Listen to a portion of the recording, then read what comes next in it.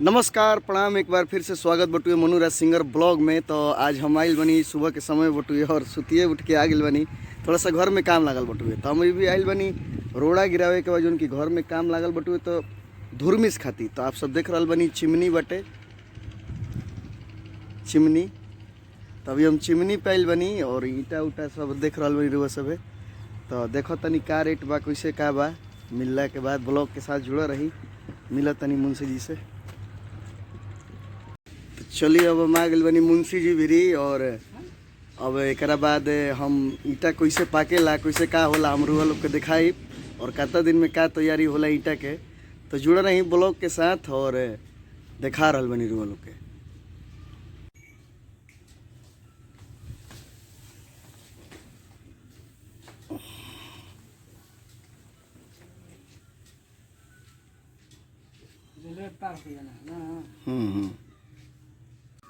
रसीद ले ले बनी, आप सब देख रहा बनी।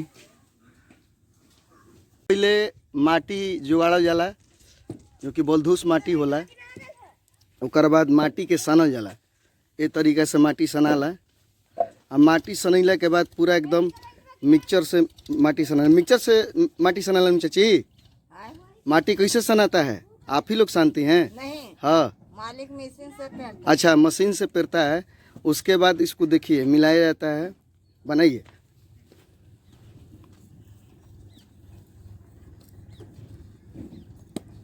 वाह।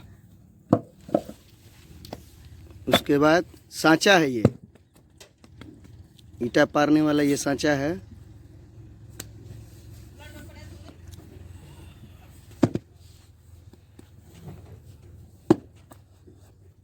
देखिए, तो इस तरीके से इसको बारी बारी से करके उसको बनाया जाता है।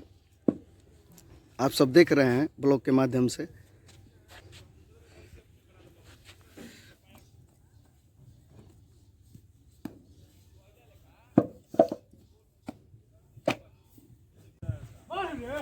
उसके बाद ईटा को पारने के बाद इसको लाया जाता है यहाँ पे। देखिए,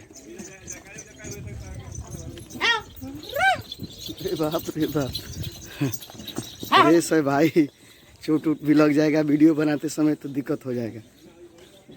उसके बाद लीपा पोता जाता है और ये देखिए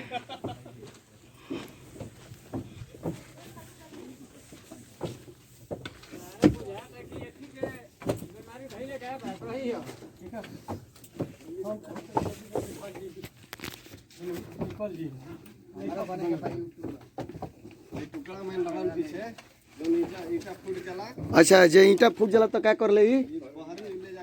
अच्छा, बहरी ले जाके फेंकेले। अच्छा, सब बढ़िया बढ़िया ईटा बुझाता है। सब कोई के अलग अलग काम बा। देखिए ईटा सरियाव जाती पाके खाती।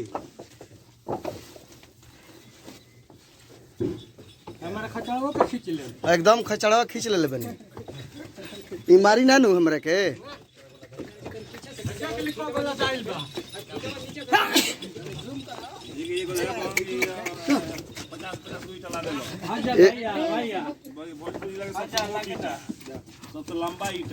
भोजपुर जिला के सबसे मुख्य ईटा और सबसे लंबा ईटा अमर ईटा देवरिया। रउआ सबे आई और एक बेरा सेवा के मौका जरूर दी। एक बार इस्तेमाल करी तो फिर विश्वास करी। यहाँ के कहा नाम बटुए और अभी हम अंदर बनी एकदम भाटा के अंदर। एक बाद आग लगी। एक नंबर ईटा ले जाइए, एक ईटा का गारंटी मिलेगा। एक नंबर ईटा ले जाइए और एक ईटा का गारंटी मिलेगा। भैया के कहा नाम बटुए, ये हम नहीं कहतनी, भैया कहतनी। हालांकि 22,000 ईटा हमार गोइल बाई जैसे। तो आप सब देख रहा बनी कि अभी सरियाव जाता है, एक बाद आग लगी। आग कुछ हो में लाग गई बा, एक में तैयारी चल रहा बा। तो आप सब देख रहा बनी पूरा तैयारी जम के हो रहा बटुए और बुझाए था। अभी ने देखो तनी पूरा लिपा टुए ने ईटा कैसे पाकता पाकेला। ये सब पहले लिपा पोती हो रहा बढ़िया से कि एक ईटा मजबूती के साथ पके। ब्लॉग के साथ जुड़े रही। तो यहाँ के बनी प्रमोद भैया। अच्छा प्रमोद भैया, ये जो भाटा बटुए कितना दिन से रुआ बनी? तीन जोड़ से बनी 3 महीना 3 महीना से। और कैसे कैसे का ई शुरुआत में का हमने के करे देखिए पड़ा? मिस्त्री ही जा अच्छा अच्छा, हमने के पकाई जैसे खाली पकावे नहीं जा, लेबर लोग माने गढ़े लोग। हां कोयला दूसर दे पार्टी अच्छा। हमने खाली मारा जो कोयला पकाई ले ओ हमने के पकावे के ड्यूटी बा। अच्छा, यहाँ के मेन हेड मिस्त्री बनी। तो आप सब देख रहल बनी। और बहुत हम बैठल बानी तो का बहुत, लेकिन एकर इतना तापमान बटुए एकदम पूरा एकदम गरम गरम गरम भाप दे रहल बा। तो आई देखा रहल बानी कैसे कैसे का एकरा में सिस्टम बा। रोज सब ब्लॉग के साथ जुड़े रही देख रहल बानी। एकर थुमी दियल बटुए। और ई का बा भैया, ई वाला ई कोयला है नु, ई कोयला बा यूज करे के बा हमने के जी।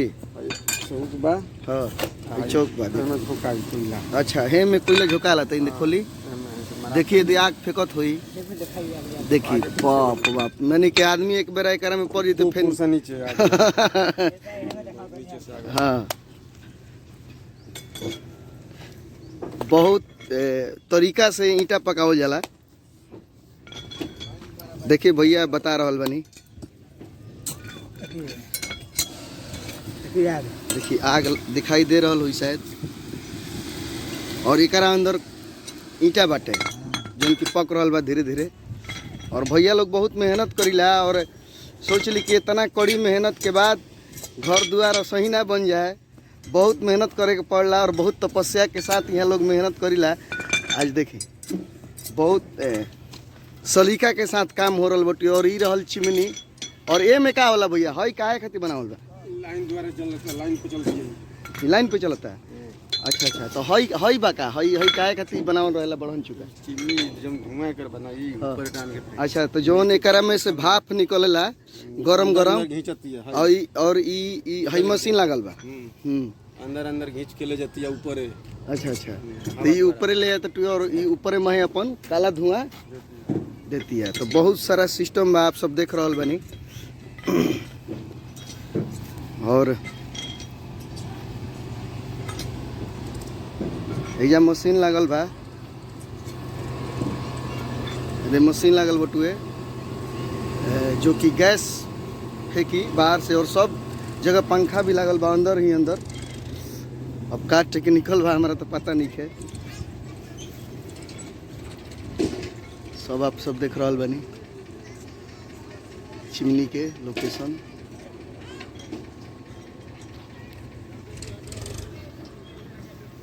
देखिए दे सब हटा,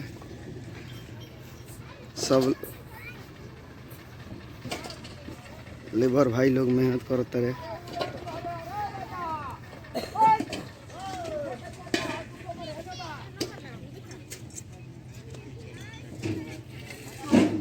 अमर ईटा हटे ही। आप सब देख रहल बनी कि कच्चा ईटा हो। और हमनी की गदहा कहे नहीं जा, तो भोजपुरी में गदहिया। तो भोजपुरी में हमनी के गदहिया कहे नहीं जा। तो देखिए गदही पे बहुत सारा ईंटा लदा गइल बा। और सही गदहा के गदहा नहीं के कहल। लेकिन सबसे ज़्यादा इंसान से भी ज़्यादा मेहनत करे वाला जानवर में। अच्छा, कितना बाप रे, देख ली कितना ऊंचा फेंके के बाद 28 रादा। तभी भोजपुर जिला के नंबर 1 चिमनी। अच्छा, भोजपुर जिला के नंबर 1 चिमनी अमर चिमनी। तभी अमर चिमनी पे हम बानी। और ये कच्चा ईंटा बटुए आप सब देख रहल बानी वीडियो के माध्यम से। कच्चा ईंटा और बहुत रुक के हम पूछत तनी का नाम पड़ी भैया? का नाम पड़ी? अनुराग कुमार नाम। अनुराग भैया बानी। और देखी एक आदमी यदि एक चिमनी मालिक यदि तैयार होले तो कम से कम 500 आदमी के रोजगार मिलेला। कहाँ भैया? 1000 से बेसी नु।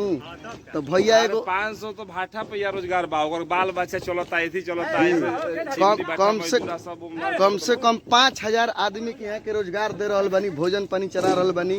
तो ऐसन व्यक्तिगत के ऐसन महान आदमी के सपोर्ट करे के चाही कि 5000 आदमी के यहाँ के रोजगार दे रहल बानी। ऐसन बिहार में होके के चाही।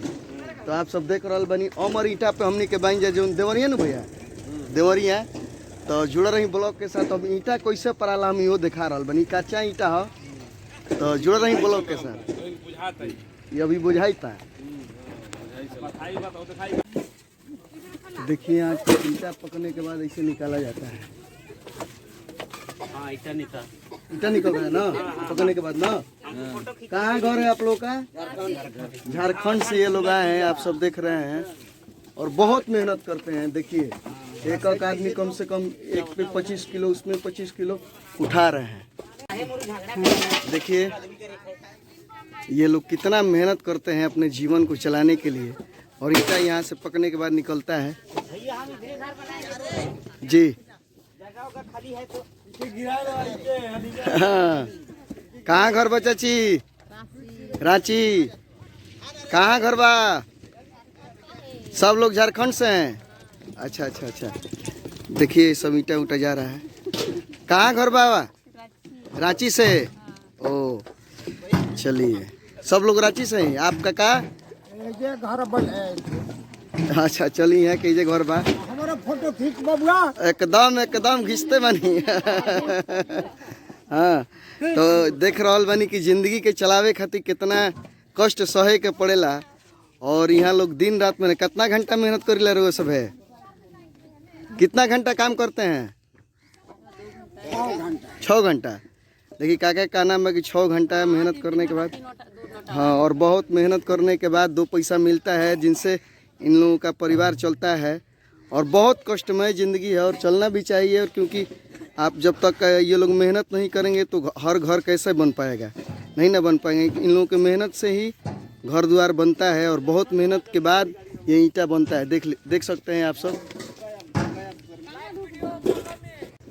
तो ईंटा और वो सब देखबे कहीं कि कैसे पाकेला। और उसके बाद पकला के बाद एक मिनट भैया, पकला के बाद उसके बाद आप सब देख रहल बनी साइड से सब उस तरीके से निकालल जाला। और ये रहल अमर ईटा, सब देख रहल बनी अमर ईटा सब निकालल जाला।